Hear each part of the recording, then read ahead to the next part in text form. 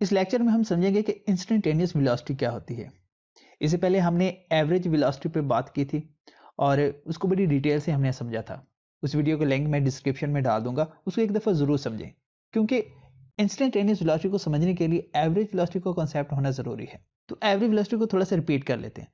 हमने पढ़ा था कि अगर कोई एक ऑब्जेक्ट है जो कि यहाँ पे मौजूद है किसी टाइम के अंदर 0 सेकेंड के अंदर, और वो कुछ टाइम के बाद यहाँ पे आ जाता है 2 सेकेंड के बाद, और इस टोटल जो उसने डिस्टेंस कवर किया है वो है 4 मीटर। तो अगर मैं आपको कहूँ कि इसका एवरेज वेलोसिटी क्या होगी, तो आप आसानी से बता सकते हैं कि जितना उसने डिस्टेंस कवर किया है, मतलब जितना उसका डिस्प्लेसमेंट है वो जो कि है 4 मीटर, डिवाइडेड बाय जितना उसको टाइम लगा, और टाइम उसको 2 सेकेंड लगा। तो हम आसानी से बता सकते हैं कि इसकी जो एवरेज वेलोसिटी है वो 2 मीटर पर सेकेंड है। लेकिन इससे आगे इंस्टेंटेनियस वेलोसिटी की तरफ मूव करने से पहले हमें टाइम के रिलेटेड दो टर्म को समझ लेना चाहिए। एक होता है period of time, period of time, और एक होता है point of time, point of time. अब पीरियड ऑफ टाइम का मतलब होता है टाइम ड्यूरेशन। मतलब कि जैसे अगर आप कहते हैं कि मैं सुबह 8 बजे से 1:30 बजे तक ऑफिस में होता हूँ। अब 8 से 1:30 तक का जो टाइम है ये टाइम ड्यूरेशन कहलाएगा, और इसी को हम पीरियड ऑफ टाइम भी कहेंगे। लेकिन अगर उसमें से मैं कहूँ कि एग्जैक्ट 9 बजे मैं क्या कर रहा था, तो तब वो मेरा पॉइंट ऑफ टाइम होगा। मतलब कि एक शार्प टाइम की हम बात करें, वो पॉइंट ऑफ टाइम होता है। तो बेसिकली ये जो इंस्टेंटेनियस वेलोसिटी होती है ये पॉइंट ऑफ टाइम ही होता है।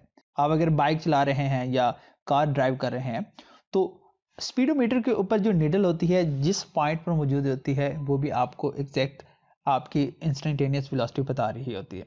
तो हम इसको फाइंड किस तरह से करेंगे, उसका फार्मूला कैसे ड्राइव करेंगे? उसका फार्मूला ड्राइव करने के लिए हम पीरियड ऑफ टाइम को लेके चलेंगे और फिर पॉइंट ऑफ टाइम की तरफ मूव करेंगे। तो मान लें कि वैसे ही हमारे पास एक ऑब्जेक्ट है जो कि यहाँ इस पॉइंट से चलना स्टार्ट करता है, और अभी इसका जो टाइम है वो 1 सेकेंड है, और उसके कुछ टाइम के बाद वो यहाँ पे पहुंचा, और अब इसका जो टाइम है वो 4 सेकेंड है। तो ये दरमियान में सारे सफ़र तय करके यहाँ तक पहुंचा है।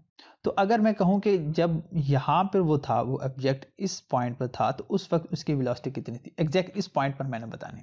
तो अगर मैं यहाँ पर ड्रा कर लूँ इसको, तो ये 1 2 3 4 सेकेंड हमने मार्क कर लिए। तो मैंने बताना कि एग्जैक्ट यहाँ पर इसकी वेलोसिटी कितनी है। तो एवरेज वेलोसिटी का कॉन्सेप्ट मैंने आपको बताया कि हम लेके चलेंगे तो हम इंस्टेंटेनियस वेलोसिटी की तरफ जाएंगे। अगर एवरेज वेलोसिटी का अगर हम फार्मूले की बात करें, तो वो फार्मूला होता है कि जितना डिस्प्लेसमेंट होता है उस डिस्प्लेसमेंट को टोटल टाइम के साथ हम डिवाइड करते हैं, तो हमारे पास एवरेज वेलोसिटी आ जाती है। अगर इस पॉइंट तक हमने पहुंचना है, तो इस पॉइंट के लिए हम क्या करना पड़ेगा, जो टाइम इंटरवल होता है उसको कम करना पड़ेगा। लास्ट लेक्चर में हमने एवरेज वेलोसिटी का ग्राफ बनाया था, और उस ग्राफ के अंदर हमने एक स्लोप फाइंड की थी जो कि दो पोजीशन के दरमियान थी। मतलब कि अगर एक पोजीशन है ये x1 और ये पोजीशन x2 है, तो इन दो पोजीशन के दरमियान जितनी स्लोप होगी उतनी उसकी एवरेज वेलोसिटी होगी। तो अगर हम इन दो पॉइंट्स को आपस में मिला दें, तो यही हमारे पास इसकी एवरेज वेलोसिटी बताएगी। यानी यहाँ से, यानी ये हमें बताएगा यहाँ पर उसके पोजीशन, और यहाँ पर उसका बताया जाएगा टोटल टाइम। तो ये जो स्लोप बनती है ये हमें बताते हैं कि ये ऑब्जेक्ट की एवरेज वेलोसिटी कितनी है। लेकिन साथ मैंने ये भी बताया था कि ये स्लोप जितनी कम होगी एवरेज वेलोसिटी उतनी कम होगी। तो यहीं पर अगर हम इसकी स्लोप को कम करेंगे तो हम और ज़्यादा उस पॉइंट की तरफ आएंगे। मतलब कि अगर ये ऑब्जेक्ट है, ये इंटरवल ये 1 सेकेंड है 4 सेकेंड है, तो अगर ये ऑब्जेक्ट यहाँ से नहीं यहाँ पर हो इस तरह से, तो ये जो एक टाइम इंटरवल बनता है इसको हम फाइंड करें तो इस ऑब्जेक्ट के हम करीब आ रहे हैं।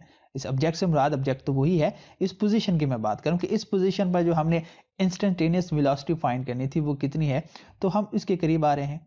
अगर हम इस पीरियड ऑफ टाइम को और ज़्यादा कम कर देंगे तो हम इसके और ज़्यादा करीब आ जाएंगे, और ऐसे ही अगर हम पीरियड ऑफ टाइम को इसके और ज़्यादा करीब करेंगे तो हम इसके इस एग्जैक्ट इस पोजीशन को बता सकते हैं। यानी यहाँ पर जो प्रोबेबिलिटी है इसको फाइंड करने की वो मैक्सिमम हो जाएगी अगर हम पीरियड ऑफ टाइम को कम कर देते हैं। तो इस चीज़ को चलो ग्राफ से समझते हैं, आपको बेहतर तरीके से समझ आएगा। तो यहाँ पर ऑब्जेक्ट है जो कि 1 सेकेंड पे यहाँ पे है, और 6 सेकेंड के बाद वो यहाँ पे पहुँच जाता है। तो हमने इस पॉइंट पर यानी 3 सेकेंड के ऊपर इसके इंस्टेंटेनियस वेलोसिटी फाइंड करनी है। तो देखिए ये जो इसका टोटल डिस्टेंस है ये यूनिफॉर्म नहीं है। नॉन यूनिफॉर्म है, तो इस वजह से इसका जो ग्राफ बनाया है हमने वो भी कर्व बनाया है। तो इसका ग्राफ हमने यहाँ पे बनाया है, हमने मार्क कर ली पोजीशन, यहाँ पर ये 1 सेकेंड है, इसका ये 6 सेकेंड है। तो अगर हम देखें इनके दरमियान स्लोप बनाए ये वाली, तो ये स्लोप हम इसकी एवरेज वेलोसिटी बताएगी। और यहाँ पर अगर हम इसके देखें तो जो हमारे पास ट्राइंगल बनती है, यहाँ पर ये उसकी पोजीशन है और ये उसका टाइम है, टाइम इंटरवल है जिसके अंदर उसने ये डिस्टेंस कवर किया है। तो अगर हम इस स्लोप को कम कर दें, यहाँ पर ये जो स्लोप है ये मान लें कि ये इसके बहुत ज़्यादा करीब आ रही है वैल्यू से, यानी हम इस 3 के बहुत ज़्यादा करीब लेकर आए हैं, अब हम 2 और 5 की तरफ मूव करके आए हैं, तो तब हमारे पास जो स्लोप बनेगी वो कुछ इस तरह से बनेगी। ठीक है, तो अगर हम यहाँ से अगर बेहतर तरीके से ड्रा करें तो ये हमारे पास वैसे बनेगी, यहाँ पर एंगल थीटा बनेगा। ऐसे ही अगर हम इसको और ज़्यादा करीब लेकर आ जाएं, ठीक है, अगर हम यानी इंटरवल जो है उसको और ज़्यादा कम कर रहे हैं। अब मैं बात इंटरवल की कर रहा हूँ, तो बेसिकली ये जो मैं बार बार ग्राफ बना रहा हूँ ये किस चीज़ का बना रहा हूँ, ये एवरेज वेलोसिटी का है। मैंने बताया कि अगर हम एवरेज वेलोसिटी में इंटरवल को यानी पीरियड ऑफ टाइम को कम कर देंगे तो हम इंस्टेंटेनियस वेलोसिटी की तरफ जा सकते हैं। तो वही काम यहाँ पर किया जा रहा है, हमने पीरियड ऑफ टाइम को बहुत ज़्यादा कम कर दिया, उसके इस पॉइंट जिस पॉइंट पर हमने इंस्टेंटेनियस वेलोसिटी फाइंड करनी है उसको बहुत बहुत ज़्यादा करीब लेकर आ रहे हैं। तो देखिए यहाँ पर ये जो इसके डिस्प्लेसमेंट है, क्योंकि ये पोजीशन में चेंज आ रहा है, तो चेंज इन पोजीशन को मैं डेल्टा डी लिख देता हूँ और यहाँ पर इसको डेल्टा टी कह देता हूँ जो टाइम इंटरवल होगा। तो यहाँ पर ये उसकी स्लोप यानी स्लोप जो होगी उसकी एवरेज वेलोसिटी होगी।